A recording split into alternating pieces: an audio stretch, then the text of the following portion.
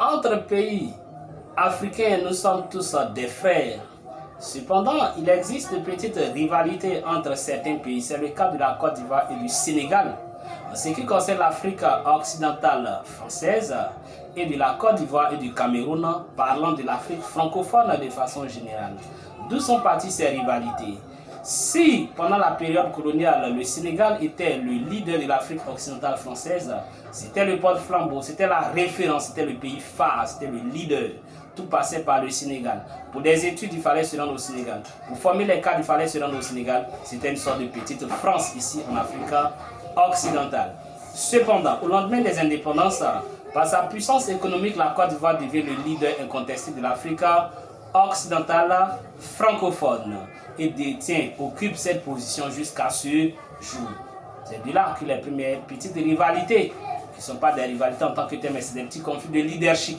Chacun estime être le leader en ce qui concerne l'Afrique occidentale francophone.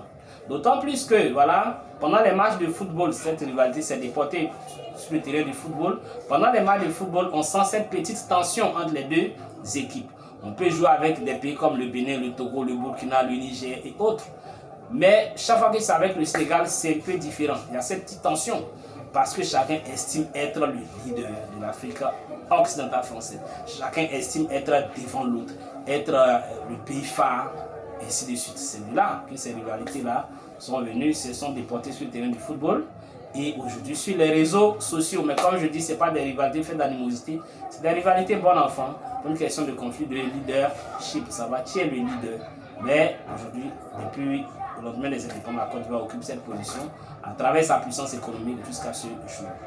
En ce qui concerne le Cameroun a toujours été voilà, le leader de l'Afrique centrale francophone, pendant que la Côte d'Ivoire, comme je viens de le dire, leader de l'Afrique occidentale. Dès lors, entre les deux, une petite rivalité. On savoir qui est le leader de l'Afrique francophone de façon générale. Pour départager les deux, il faut quelque chose d'autre. Parce qu'économiquement, chacun est dans sa zone, et puis bon, chacun est leader dans sa zone. Il faut d'autres choses pour départager les deux, pour savoir de l'Afrique francophone à qui. Et là, c'est là le soft power va entrer en ligne de compte.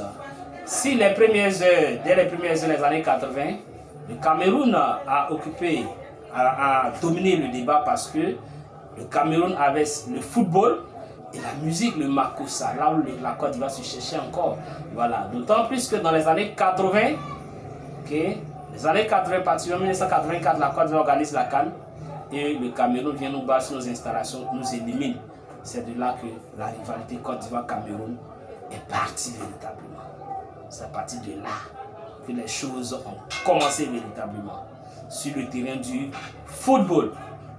Donc, à travers le football et la musique makossa, le soft power camerounais était largement devant. Quand on entendait le Cameroun, à cette époque-là, c'était la musique, c'était le football. Pendant que le football ivoirien se cherchait, les années 80, le Cameroun était champion d'Afrique. Le Cameroun disputait même les phases finales de Coupe du Monde.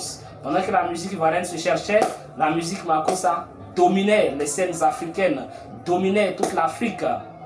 Et voilà comment est-ce que dès les années 80-90, le Cameroun était vraiment, pouvait être considéré comme le leader, dominait le débat du leadership à travers son soft power, football, musique. Mais les choses vont prendre de l'ampleur à partir des années 2000. Parce que si depuis toujours le Cameroun a été pour nous la bête noire, à chaque fois qu'il fallait rencontrer le Cameroun, on avait la peur au ventre. À partir de la décennie 2000, les choses ont commencé à changer parce que désormais, on a une équipe qui peut rivaliser avec le Cameroun, la génération Drogba. C'est là que les choses vont prendre de l'ampleur. Cette rivalité va prendre encore de l'ampleur et s'exprime toujours à travers le football parce que c'est par le football que les deux pays pouvaient vraiment s'affronter. Et c'est de là que les premiers pics, les premiers attachements vont commencer, lancés par les deux joueurs, Samuel Eto'o et Didier Drogba. Les rivalités étaient telles même que jusqu'en Europe, Drogba, Eto'o, Barcelone, Chelsea, chaque fois que la Côte d'Ivoire devait rencontrer le Cameroun ici en Afrique, c'était vraiment le derby, c'était un événement, c'était spécial. Et donc, pendant les dernières journées des éliminatoires du Mondial 2006 et CAN 2006, on était dans la même poule. L'avant-dernière journée, il fallait recevoir le Cameroun ici, sur nos installations à Abidjan. Et c'est là que Samuel Eto'o a lancé cette pique en disant que je vais faire dormir les Ivoiriens à 19h. Il nous a fait dormir à 19h parce qu'ils nous ont battus sur nos installations. Et jusqu'à 19h, tout le pays était calme, triste, déçu. Tout était calme. Mais ce n'était pas encore fini. Il reste une dernière journée. Le Cameroun doit gagner son dernier match face à l'Égypte dans notre poule. Le Cameroun, pour espérer se qualifier, même avec un match, le Cameroun était déjà qualifié. Ils ont perdu ce match. Pendant les dernières minutes, ils ont eu un penalty qu'ils ont raté. Pendant que nous, la dernière journée, on a gagné notre dernier match au Soudan. Et Didier Drogba va renvoyer à Samuel Eto'o la pique qu'ils nous avait lancée lorsqu'ils nous ont gagné ici. Dans la chanson avec Magic System, où Didier Drogba dit comme ça, même s'il n'y avait pas gardien, ça ne pouvait pas rentrer parce qu'il était prévu qu'on irait en Allemagne. Parlant de ce penalty, voici les premiers attachements Côte d'Ivoire-Cameroun 2005. Septembre 2005, Samuel Eto'o a lancé. 4 septembre 2005, Cameroun nous a gagné. Samuel Eto'o a lancé sa pique. Et novembre 2005, voilà, on gagne le Soudan, le Cameroun est éliminé. Didier Drogba renvoie à Samuel Eto'o sa pique. Les deux premiers attachements, c'est pas aujourd'hui que ça a commencé. Mais la rivalité, c'est depuis 84, lorsqu'on a organisé la CAN ici, que les choses ont commencé. Mais bien avant ça, on se posait la question que les deux, qui est le leader de l'Afrique francophone et tout ça. Voilà. Maintenant, avec la musique aussi, vers les années 2000, la musique camerounaise, moi j'entendais plus. Dans les années 80-90, on a tous dansé sur du Sam Fan Thomas, du Makossa, un peu de tout. Mais vers les années 2000, la musique camerounaise commence à. Voilà. Pendant que le coupé décalé arrive et domine toute l'Afrique. Donc les deux piliers qui permettaient au sol pour camerounais de dominer le débat en termes sur le terrain du leadership en Afrique francophone, ces deux piliers-là, les choses commencent à s'équilibrer. On a désormais le coupé décalé. On a aussi une équipe de football digne du nom qui peut rivaliser avec le Cameroun. Mais les choses ne sont pas encore toujours départagées jusque-là. Dans la décennie 2010, après la crise post-électorale qui a défiguré le pays, il fallait reconstruire le pays parce que voilà, même sur le plan culturel, les hommes de culture qui se sont exilés, il faut reconstruire tout ça. Le pays est en chantier. Le coupé décalé avec le système de clash représenté par quelqu'un comme Didier Arafat, le rap ivoire revient au devant de la scène avec le groupe Techno Beats. Le pays est en chantier. Toute la décennie 2010, le pays est en construction. Jusqu'aux années 2020, la Côte d'Ivoire est notre pays. La Côte d'Ivoire est redevenue la Côte d'Ivoire. Ce qu'on appelle même le deuxième miracle économique ivoirien. Sur le plan infrastructurel, culturel, sur le plan économique, on est largement. Mais jusque-là, les Camerounais, bon, jusque-là, ils ne savent pas, ils ne sont pas trop au courant de tout ça. Et sur les réseaux sociaux, ces attachements lancés par Samuel Drogba, petit à petit, ça arrive sur les réseaux sociaux dans les années 2020. Attachement Côte d'Ivoire-Cameroun. Côte d'Ivoire-Cameroun, je me souviens de cette page-là, Clash Côte d'Ivoire-Cameroun. Parce que les clashs, les attachements, ça existe entre nous Ivoiriens. Les premières pages de clash, c'était les attachements, ce qu'on appelle les alliances à plaisanterie.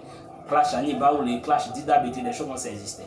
Mais c'est vers les années 2020, moi j'étais très abonné à cette page-là. Je commentais beaucoup là-bas. 2018-2020 par là, Clash Côte d'Ivoire-Cameroun, cette page-là qui vraiment, et c'est là-bas, Côte d'Ivoire-Cameroun, chacun voulait montrer que son pays est devant, chacun devait montrer que son pays est plus important, chacun devait montrer que c'est lui, son pays, qui est vraiment le pays le plus important, le pays phare. Et chaque fois qu'on envoyait des images d'Abidjan, des images de la Côte d'Ivoire, pour les Camerounais, c'est des maquettes, ils ne croyaient pas. Ils ne connaissaient pas la Côte d'Ivoire. Ils considéraient que le pays est toujours devant, et devant la Côte d'Ivoire est une chose. Et c'est pendant la CAN 2023, organisée ici, quand ils sont venus, ils ont été choqués de voir ce que la Côte d'Ivoire est en réalité. Ils ont été choqués. Ils ont été surpris de découvrir que tout ce qu'on leur envoyait sur les sur les pages de clash là, ce n'était pas des maquettes, c'est la réalité. Ils ont été choqués de voir qu'en réalité la Côte d'Ivoire est largement devant. C'est pourquoi aujourd'hui, chaque fois que voilà, les clashs Côte d'Ivoire-Cameroun sur les réseaux sociaux, ça s'enclenche, ça prend certaines ampleurs, ça prend de l'ampleur parce que c'est maintenant ils viennent de découvrir qu'en réalité on est devant. Certains Camerounais ont du mal à accepter ça. Ce qui n'est pas le cas des Sénégalais qui, eux, depuis les années 60, ils ont accepté jusqu'à aujourd'hui, ils ont compris qu'on est devant. Jusqu'à aujourd'hui, ça va, ils sont habitués, ils savent qu'on est devant. Les Camerounais, certains Camerounais viennent de le découvrir. Ceux qui ne connaissaient pas vraiment la Côte viennent de le découvrir. Ils sont choqués, ils ont du mal à l'accepter. Et ils expriment ça à travers les classes sur les réseaux sociaux, TikTok et autres.